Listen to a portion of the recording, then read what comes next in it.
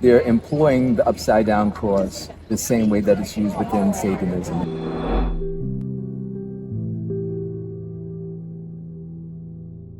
I'm now with the Forerunner, and I'm going to be asking him a couple questions. Sure. I understand that you were in the entertainment industry, right? Right. And I remember in your testimony you had mentioned that you had gone to the jewelry store and then purchased a bead, necklaces of some sort. Right. And you asked the jeweler to turn the cross upside down. Right. Why is it that you asked that? So when I went to the jewelry store, it was at a point in time where I wanted to go back into the world. Mm-hmm.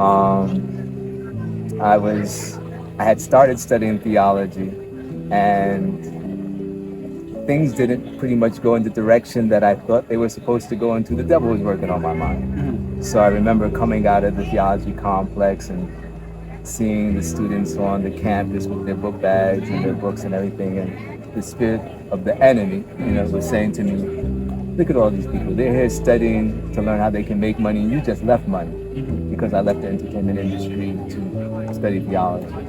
And then shortly thereafter, I remember that I saw in a magazine that one of the students there at Oakwood.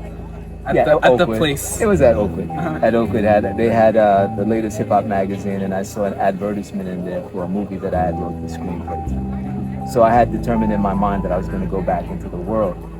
But I realized when I started trying to write and be creative in that direction again, that things weren't coming to me the way they were before. And like reading how sometimes it's 3 a.m. and you just get creative and like to shoot videos.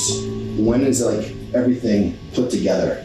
None of this scripted. Of course. At all. Right.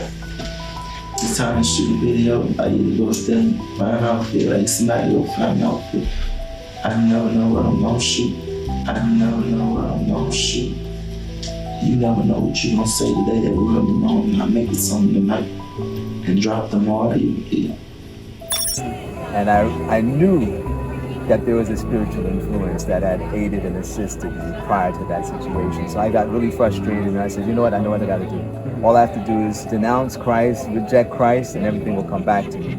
So one of my stops in this new path of rebellion was to go to the jewelry store, because I was getting ready to, get my image back together for the entertainment industry. When I went to the jewelry store, I was looking around and I saw some gold rosary beads, like some big solid gold rosary beads.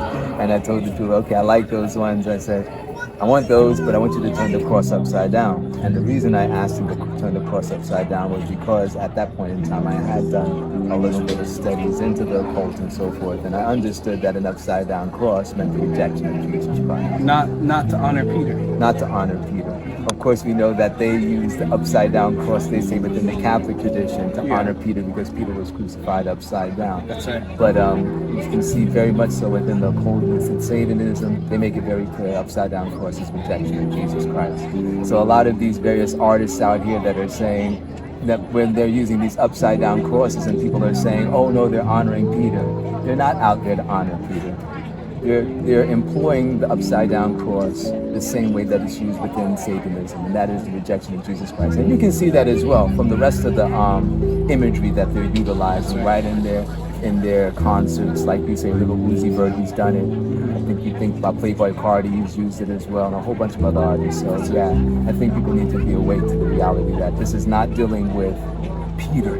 This is dealing with the rejection of Jesus Christ. Yeah. All right, my next question for you is, do you believe that there are celebrities in the entertainment industry right now that are appealing to satanic agencies in order to succeed? Yeah, there's definitely some of them. It's pretty clear some of them are doing it with knowledge of what they're doing. I do believe that there are a lot of artists that are using symbolism, and they're using it because it's like in vogue, it's popular.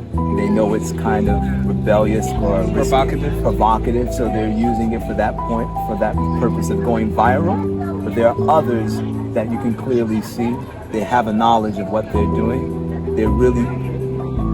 I should just be quite frank and just say they know that they're employing, they know that I shouldn't use the word employing, they know that they are seeking to implore the power of Satan to assist them in their agenda, not knowing that they're making themselves puppets of the enemy. So, you can take it for what they want to take it for, but there's no doubt that there are many people in the industry that know what they're doing when it comes to it.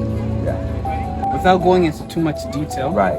have you actually seen, like, in the industry when you were in it, people actually going through these rituals and stuff like that? When I was in the, I was probably the first that I was fully aware of. But when I was in the industry, myself personally, I wouldn't say that I had a lot of individuals that I was directly working with that were like really outright engaging in witchcraft at that point. But as I came out of the industry, this is the interesting thing. As I came out of the industry and I started making mention of certain things on the internet, I have a lot of individuals that are currently in the industry, whether you're talking about hip hop, Hollywood, you name it. And I've had them contact me, names that people are very familiar with. And they say, I don't know how you know what you know, but keep on talking about what you're talking about because it's true. All right? And these are individuals that people know, but I try to be respectful and not say all their names because I have an agenda to try to win them to Christ. But they've made clear mention of the fact that these things are going on. So it's real. It's no doubt about it. Well, thank you for joining me on this interview. All right. The name again? And my name is Timothy. All right, Timothy. So it's Timothy and the Forerunner, whether you like it or not. The truth is the truth. There you go. The way the providence of God works is truly amazing.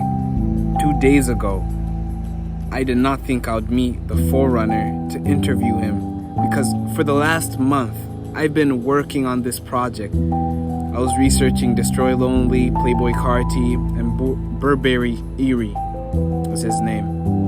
And I had no thought of ever meeting him. The person that will be sharing his testimony in the video, I never thought that I would meet him. And the providence of God has so allowed for me to meet him today. And I'm just thinking, I'm like, man, we just don't know how God works sometimes. It's truly amazing to see the providence of God at work. It truly is. It truly is. And as always, this is Prepare for Translation, reminding you that Jesus is coming. Are you ready? Maranatha.